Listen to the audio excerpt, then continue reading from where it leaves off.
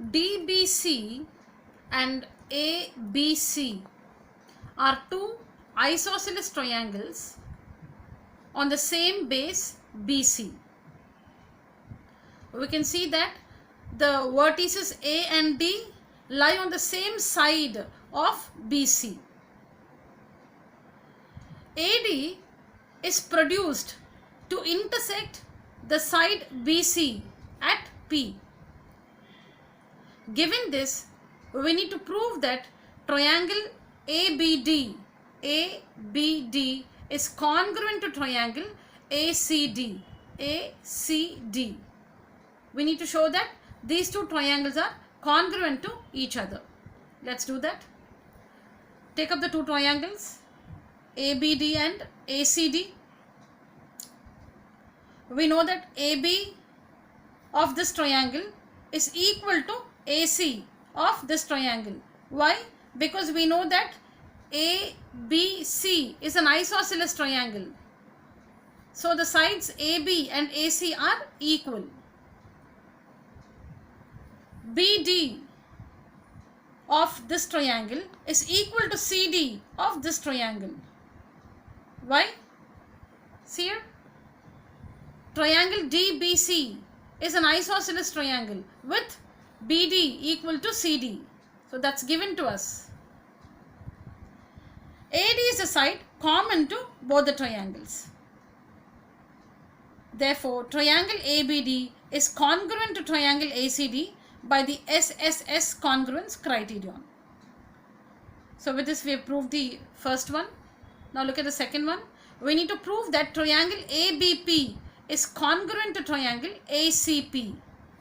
ABP, ACP. So these two triangles. So when we are looking at these two triangles, ignore these line segments BD and CD. See the triangle ABP without this line segment BD.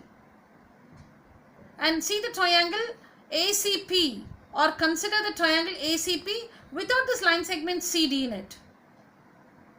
So now let's show that these two triangles are congruent to each other. So take up the two triangles ABP and ACP.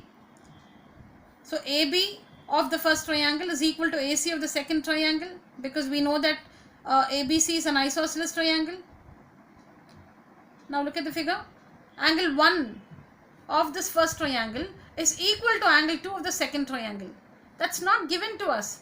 But since we've proved that this triangle ABD is congruent to triangle ACD, their corresponding angles are now equal.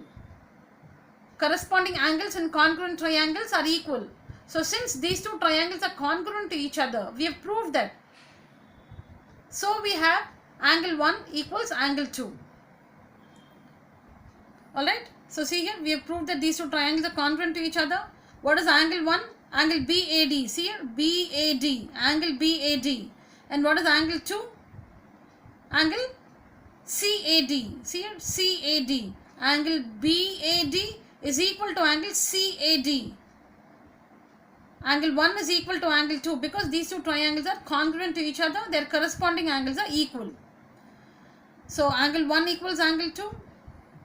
And AP is a side common to both the triangles. You can see here. See here, the side AP is common to both the triangles.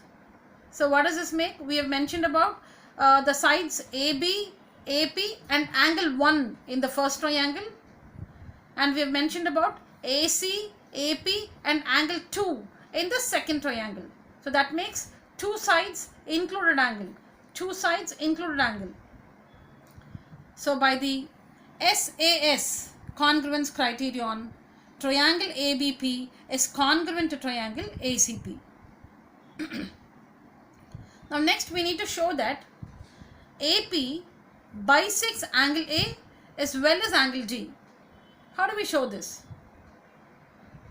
AP bisects angle A, which means we need to show that angle 1 is equal to angle 2.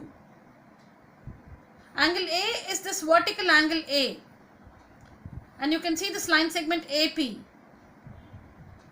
We need to prove that this line segment AP bisects angle A we can see that angle A is divided into two portions, 1 and 2. Angle D is also divided into two portions, 3 and 4. Now, if we prove that angle 1 is equal to angle 2 and angle 3 is equal to angle 4, that proves AP bisects angle A as well as angle D.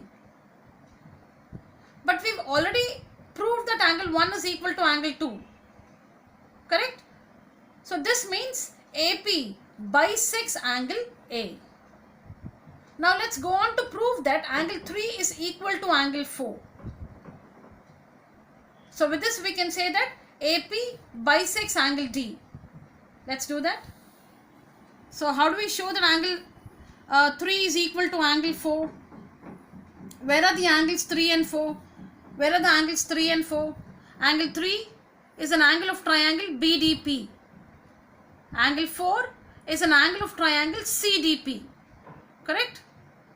So, let's take up these two triangles BDP and CDP and show that they are congruent to each other. Once we prove they are congruent, angle 3 will be equal to angle 4 CPCTC. Alright, let's take up the two triangles, triangle BDP and triangle CDP. Now, BP of this first triangle is equal to CP of the second triangle. How do we know that? How do we know that BP is equal to CP? Come back to the figure. See here, BP equals CP.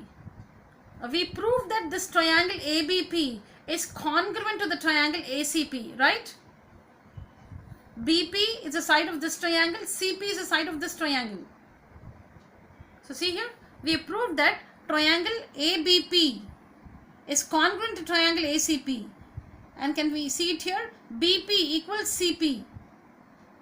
The two triangles are congruent, so their corresponding sides are equal. BP is equal to CP, and that's what it is. So, BP is equal to CP because they are the corresponding sides of the congruent triangles ABP and ACP. DP is equal to DP. So, DP is a side common to both these triangles. And DB of the first triangle equals DC of the second triangle, because we know that DBC is an isosceles triangle. These are the two equal sides of this isosceles triangle, and DB is a side of this first triangle, DC is a side of the second triangle. So, what have we mentioned? What have we mentioned in these two triangles? We have mentioned about the sides BD, DP, BP, S, S, S. Also in this triangle, we have mentioned about the sides CD, DP and CP. So, these two triangles, triangle BDP is congruent to triangle CDP by the SSS congruence criterion. So, see here, you could also call it like this. We know how to name the congruent triangles in the correct order. Please follow that. You could also call the triangles like this, triangle BPD congruent to triangle CPD by the SSS congruence criterion.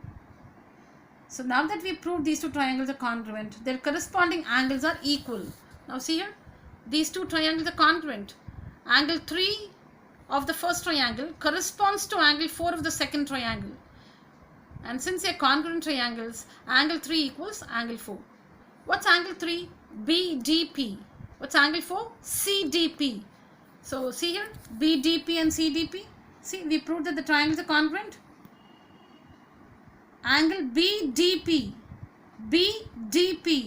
is congruent to, meaning is equal to angle CDP. Can we see it here? Angle BDP is equal to angle CDP. Alright, so that proves angle 3 is equal to angle 4. So, now what? We have proved that angle 1 is equal to angle 2. We have also proved that angle 3 is equal to angle 4. So, this means AP, the line segment AP bisects angle A as well as angle D. Now, we need to prove one more result. So, see here, we need to prove that AP is the perpendicular bisector of BC.